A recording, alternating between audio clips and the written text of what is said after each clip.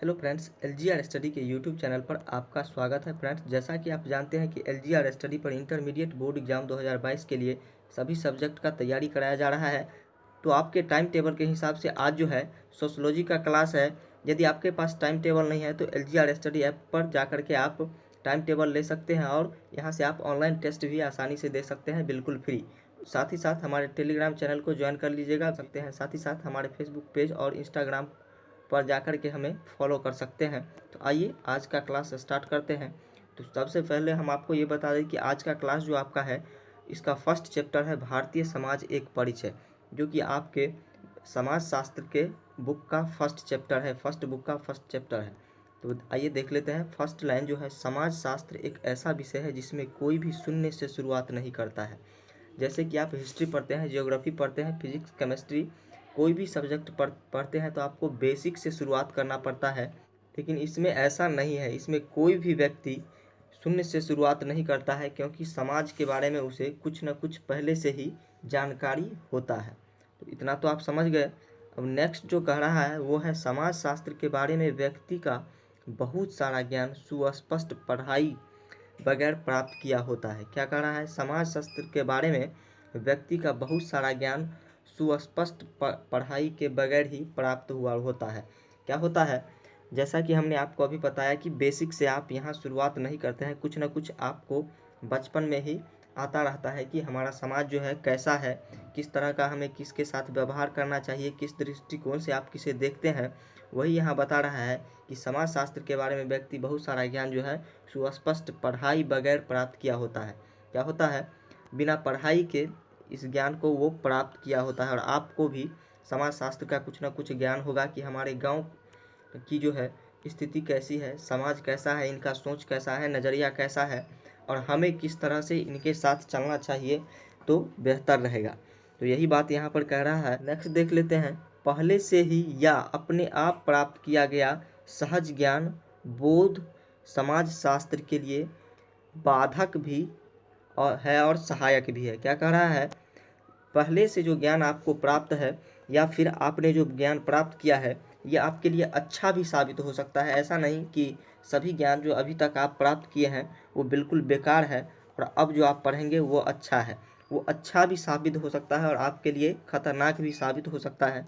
जैसे मान लीजिए आप गांव की परिवेश से आते हैं और गांव में जो है बहुत सारा कठिनाइयाँ होता है, समाज में जीने के लिए बहुत सारे परिस्थिति को देखना पड़ता है। ऐसे में आपका जो सोच है यहाँ से अच्छा भी हो सकता है और बुरा भी हो सकता है, ये यहाँ पर कहा जा रहा है। तो बाधक भी सहायक हो सकता है। लेकिन एक समाज शास्त्री यदि किसी गांव को एक अपने नज़र से देखे तो वो अच्छा और बुरा दोनों को देख करके बीच का रास्ता निकालेगा। क्या करेगा? बीच का रास्ता निकालेगा कि ये न बेहतर है और ये न खराब है। इसके बीच का जो ये है वो जो स्पष्ट करेगा वो एकदम बिल्कुल सटीक करेगा। तो यही एक अन्य नागरिक और समाज शास्त्री में अंतर है। अब आगे चलते हैं। अब इसको देख लीजिए। ये कह रहा है, समाज हमें यह दिखाने का निमंत्रण देता है कि संसार को केवल हमारे अपने के अलावा हमसे अलग लोगों के दृष्टिकोण को कैसे देखा जाए। जो बात हमने अब आपको अभी ही बताया है इस लाइन को पढ़ने से पहले कि समाज शास्त्र हमें यह सीखने का निमंत्रण देता है कि संसार को केवल हमारे दृष्टिकोण के अलावा हमसे अलग लोगों के दृष्टिकोण से कैसे देखा जाए। आप अपने आप को समझ रहे होंगे कि हम बहुत बेहतर हैं। जैसे कि हम ये समझ रहे हैं कि हम बहुत अच्छा पढ़ा रहे हैं और ये तो आपको पता चल रहा होगा कि हम कैसा पढ़ा रहे हैं, अच्छा पढ़ा रहे हैं कि खराब। लेकिन हमें मान लीजिए कि अपने आप में ये हो रहा है कि हम जो है बहुत अच्छा पढ़ा रहे हैं। तो इसमें क्या होगा? इसमें ये होगा कि आपको बता दें कि समाज शास्त्र जो है, आप जैसे कमेंट करके बताइएगा कि सर आप अच्छा नहीं पढ़ा रहे हैं या फिर अच्छा पढ़ा रहे हैं। तो ये इसी प्रकार यदि आप किसी समाज में जाते हैं और किसी के सामने कोई उपदेश देते हैं तो वो आपको पता चल जाएगा कि हमने क्या किया, अच्छा दिया, यानी कि दोबारा जो उनका जवाब आएगा उनसे पता चल जाएगा कि हम इस बयान के अनुसार अच्छे थे या फिर हम बुरे थे, ये अच्छे हैं। तो ये दृष्टिकोण आपको पता चलता है समाज शास्त्र के हिसाब से। और समाज शास्त्र जो है ये अपने आप को आपको सिखाएगा। चलिए अब नेक्स्ट को देख लीजिए। ये है मानव समाज के संदर्भ में निष्पक्ष विज्ञान सत्य की ओर बढ़ना हो तो सबसे पहले हमें यह स्वीकार करना होगा कि सत्य एक नहीं अनेक है और प्रत्येक सत्य अपने आप में अपूर्ण है। समाज शास्त्र के अध्ययन से आपको ये मानना होगा कि सभी सत्य जो है वो सत्य नहीं है और सभी असत्य जो है वो असत्य भी नहीं है। क्या है? सभी सत्य जो है वो सत्य भी नहीं है और सभी सत्य जो है वो असत्य भी नहीं है और ये एक भी नहीं है। इन पर कई सारा मत हो सकता है। हमें यह स्वीकार करना होगा कि सत्य एक नहीं अनेक है। क्या है? सत्य जो है वो एक नहीं अनेक है। एक ही शब्दों का सत्य भी एक हो सकता है यार, एक से भी अधिक भी हो सकता है। प्रत्येक सत्य अपने आप में अपूर्ण है। प्रत्येक सत्य जो है वो अपने आप में अपूर्ण है। और किस तरह अपूर्ण है? हमने आपको बताया कि आपकी जो सोच है वो किस तरह की है ये दूसरों के लिए मायने नहीं रखता है। क्या रखता है? मायने नहीं रखता है, चाहे वह सत्य ही क्यों ना हो, सत्य ही क्यों ना हो, अच्छी सोच क्यों ना हो। दूसरे यदि अपने नज़रिए से सोचेगा तो कुछ न कुछ खामी उसमें निकाल ही देगा। क्या करेगा? कुछ न कुछ खामी उसमें निकाल ही देगा। तो इसलिए क्या होगा? इसलिए पहले से या अपने आप से प्राप्त किया गया सहज ज्ञान या बोध समाज शास्त्र के लिए बाधक और सहायक साबित हो सकता है। क्या होता है? बाधक और सहायक साबित हो सकता है। अब कहेंगे कि सहायक कैसे साबित हो सकता है? तो इसलिए आमतौर पर छात्र शास्त्र से डरते नहीं। उन्हें लगता है कि यह विषय आसान होगा क्योंकि इसकी विषय वस्तु के बारे में उन्हें पहले से कुछ न कुछ पता होता है। जैसा कि आपको हमने बताया कि कुछ न कुछ आपको समाज शास्त्र के बारे में पता होता है। आप शून्य से शुरुआत नहीं करते हैं, लेकिन एक कॉमन सेंस द्वारा प्राप्त किया गया समाज शास्त्र जो होता है वो आपके लिए बाधा या समस्या भी है। क्या है? बाधा और समस्या भी है। आप जो सहज बोध द्वारा समाज शास्त्र का ज्ञान प्राप्त किए हैं। इसलिए समाज शास्त्र के व्यक्ति और वैज्ञानिक जो होते हैं वो अध्ययन पर आधारित होते हैं। किस पर आधारित होते हैं? अध्ययन पर आधारित होते हैं। और अध्ययन की प्रक्रिया जो है वो सीखना और समझना अनिवार्य है। क्या है? अध्ययन की प्रक्रिया जो है वो सीखना और समझना अनिवार्य है आपके लिए, क्योंकि आप अपने दृष्टिकोण से सोचेंगे तो ये बिल्कुल गलत होगा। समाज शास्त्री जो है वो अपने दृष्टिकोण से सोचते हैं और वो जो है बिल्कुल सत्य होता है। क्या होता है? बिल्कुल सत्य होता है। तो अब हम आपको एक उदाहरण देते हैं। क्या उदाहरण देते हैं? आपको ये बताते हैं कि यदि आप समाज शास्त्र का अध्ययन, एक प्योर समाज शास्त्र का अध्ययन करना चाहते हैं तो इसलिए आपका जो पहला ज्ञान है उसे आपको भूलना होगा। क्या करना होगा? उस सेंस को आपको भूलना होगा और जो समाज शास्त्र के ज्ञान है उस हिसाब से आपको पढ़ना और अध्ययन करना होगा। जैसे कि एक एग्जाम्पल हम आपको देते हैं। एग्जाम्पल ये है कि मान लीजिए एक स्वेटर है। क्या है? एक स्वेटर है और ये आपको अच्छा नहीं लग रहा है। इसको आपको मॉडर्न तरीके से बुनना है। क्या करना है? मॉडर्न तरीके से बुनना है। तो इसके लिए आपको क्या करना होगा? इसको उधेड़ना होगा पहले और पुनः इसकी संरचना करनी होगी। उसी तरह समाज शास्त्र में भी आपका जो पहले से प्राप्त ज्ञान है, बेसिक नॉलेज है या फिर सामाजिक नॉलेज है, इसको आपको निकालना होगा और नए तरीके से, नए सिरे से आपको समझना होगा कि आखिर समाज शास्त्र है क्या।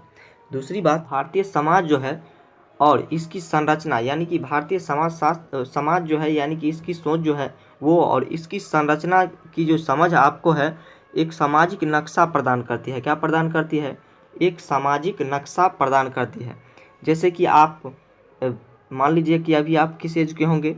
17-18 की एज में होंगे और आपसे आपका कोई छोटा भाई ये कहता होगा कि अच्छा तैयारी आप नहीं कर रहे हैं और आपको इस चीज़ का बर्डन है कि हमें किसी जॉब को प्राप्त करना है या फिर अलग, और आपकी पहचान जो है वो अलग तरीके की है समाज में। आपकी जो समाज है उसमें अलग तरीके की पहचान है और उसमें आपको ये लग रहा है कि हमें कुछ ना कुछ करना है तभी हम अच्छा समझे जाएंगे।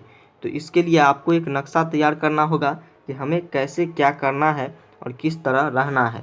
जैसे मान लीजिए कि आप बिहार से हैं। कहाँ से हैं? बिहार से हैं।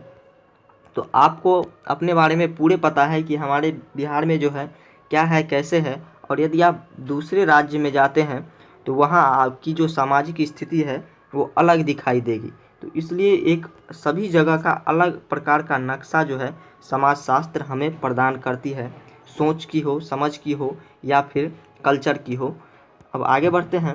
ये है एक तुलनात्मक सामाजिक नक्शा आपको समाज में आपको निर्धारित स्थान के बारे में बता सकता है। क्या कर सकता है? आपका जो निर्धारित स्थान होगा उसके बारे में बता सकता है। जैसे मान लीजिए कि आप जो है युवा अवस्था में अभी है, किस अवस्था में है? युवा अवस्था में है, और आपके एज के लोग और आपसे छोटे एज के लोग जो हैं आपके देश में यानी कि अपने भारत में 40% इसकी संख्या है। कितनी जनसंख्या है इसकी? 40% जनसंख्या है। आपसे बड़े लोगों की संख्या कितनी है? 60% है अपने देश में, यानी कि भारत में 40% जो है वो आपके एज की या इससे छोटे एज की संख्या है, और आपसे बड़े एज की संख्या जो है वो 60% है। कितना प्रतिशत है? 60% है। अब आ जाते हैं इस बात पर कि आपको सामाजिक नक्शा को समाज में आपको निर्धारित स्थान कैसे प्राप्त हो सकता है, यानी कि सामाजिक नक्शा जो है आपको कैसे एक निर्धारित स्थान आपको देता है। तो आप जैसे मान लीजिए कि आप मान नहीं लीजिए, ऐसा है ही कि आप युवा पीढ़ी के लोग हैं और आपकी सोच जो है वो एक अलग है, युवा पीढ़ी की तरह सोच है, और आप बात करेंगे वयस्क की यानी बुजुर्ग लोगों की, तो उनकी सोच जो है वो अलग है। तो क्या होगा? बुजुर्ग और युवा पीढ़ी के बीच जो है एक बहुत सारा अंतराल है, बहुत बड़ा अंतराल है, या मनमुटाव कह सकते हैं। एक सामाजिक प्रघटना है जो अनेक समाज एवं समय कालों में सामान्य रूप से पाया जाता है। क्या होता है? दोनों के बीच एकदम सामान्य रूप से ये जो मनमुटाव है ये पाया जाता है। बेरोजगारी या परिवर्तनशील व्यावसायिक संरचना का प्रभाव भी एक अन्य सामाजिक मुद्दा है। क्या है? बेरोजगारी जो है ना और परिवर्तनशील व्यावसायिक जो है, इन दोनों के बीच भी एक अलग ही मुद्दा है, अलग ही संरचना है जो आपको समझना होगा। दूसरा उदाहरण हम आपको दे रहे हैं कि जैसे कि मान लीजिए आप किसी एक जाति से बिलोंग करते हैं। क्या करते हैं? एक जाति या धर्म से बिलोंग करते हैं, और एक दूसरे जाति के बारे में आपकी जो है ये राय कैसी रहती है? आप जिस जाति से बिलोंग करते हैं आप कहेंगे कि यही अच्छा है, यही धर्म अच्छा है, आप उसे कुछ अलग दृष्टिकोण से देखेंगे। तो इसमें क्या होगा? आपका जो स्थान हो जाएगा समाज शास्त्र के अनुसार वो निर्धारित हो जाएगा कि ये व्यक्ति जो है ये अपने बारे में किस तरह सोच रहा है और दूसरे के बारे में किस तरह सोच रहा है। अब आइए कुछ विद्वानों की राय को हम जान लेते हैं समाज शास्त्र के बारे में। तो सी राइट मिल्स, कौन है? सी राइट मिल्स। इनके द्वारा कहा जा रहा है समाज शास्त्र आपकी व्यक्तिगत परेशानियों एवं सामाजिक मुद्दों के बीच की कड़ियों एवं संबंधों को उजागर करने में मदद कर सकता है। क्या कर सकता है? समाज शास्त्र जो है आपका जो व्यक्तिगत परेशानी है, जैसा कि आपको हमने अभी बताया कि आपका जैसे समाज में एक अलग छवि है और आप कुछ करना चाहते हैं, तो इसमें क्या हो जाएगा? व्यक्तिगत परेशानी होगी, आपके ऊपर जो बर्डन रहेगी इसके बारे में आपको बताता है, एवं सामाजिक मुद्दों के बीच के कड़ियों, समाज में जो आपके लिए मुद्दा उठ रहा है उसके बीच के जो कड़ी है, रास्ता है, उसको उजागर करने में मदद करेगा कि हमें किस तरह से रहना है, क्या करना है, ताकि हम एक अच्छे सामाजिक व्यक्ति के रूप में रहें। दूसरा जो है वो मिल्स का है। मिल्स का कहना है विभिन्न प्रकार की व्यक्तिगत चिंताएं, समस्याएं या सरोकार जो सबको होते हैं। क्या है? विभिन्न प्रकार की व्यक्तिगत चिंताएं जो होती है, जैसा कि बर्डन, वो सभी प्रकार की जो चिंताएं होती है सबकी अलग अलग होती है। सबको अपने समाज में एक अच्छे तरीके से रिप्रेजेंट करना जो है वो सबको इसका जो है बर्डन रहता है। तो इसलिए क्या होगा? व्यक्तिगत चिंताएं जो है सबकी समान होती है और ये सबको समाजशास्त्र बताती है। और सभी के समस्याएं की बात करें तो समस्याएं भी बहुत तरह की हो सकती है, और सरोकार जो सबके होते हैं, यानी कि समस्या, सरोकार और व्यक्तिगत चिंताएं जो होती है समाजशास्त्र में वो सबके होते हैं और सबके अलग अलग होते हैं। क्या होते हैं? सबके भिन्न होते हैं, सबके कई प्रकार के होते हैं। आज के लिए इतना ही रखते हैं, मिलेंगे फिर नेक्स्ट क्लास में, और नेक्स्ट क्लास में हम पढ़ेंगे समाजशास्त्र में ये जो आपका सेकेंड अध्याय है वो है भारतीय जनसंख्या की जनसांख्यिकीय संरचना। क्या है? भारतीय जनसंख्या की जनसांख्यिकीय संरचना, और इसमें हम विचार विमर्श से शुरुआत करेंगे कि भारतीय जनसंख्या की संरचना जो है वो कैसा है। जैसा कि आप जानते हैं जनसंख्या की दृष्टि से हमारा देश जो है वो विश्व का दूसरा देश है, दूसरा स्थान प्राप्त किए हुआ है, और जनसंख्या के तौर पर हम बात करें तो आने वाले समय में चीन को पछाड़ करके भारत जो है वो आगे जाने वाला है। क्या है? आगे जाने वाला है इसको छोड़ करके। तो हमारा देश भारत जो है वो जनसंख्या के हिसाब से बहुत ही बड़ा देश है, इसलिए हम दूसरा चैप्टर जो है इसी के बारे में पढ़ेंगे कि भारतीय जनसंख्या और जनसांख्यिकी संरचना कैसी है, किस तरह की है। इसी पर हम विचार विमर्श करेंगे। तब तक के लिए थैंक यू।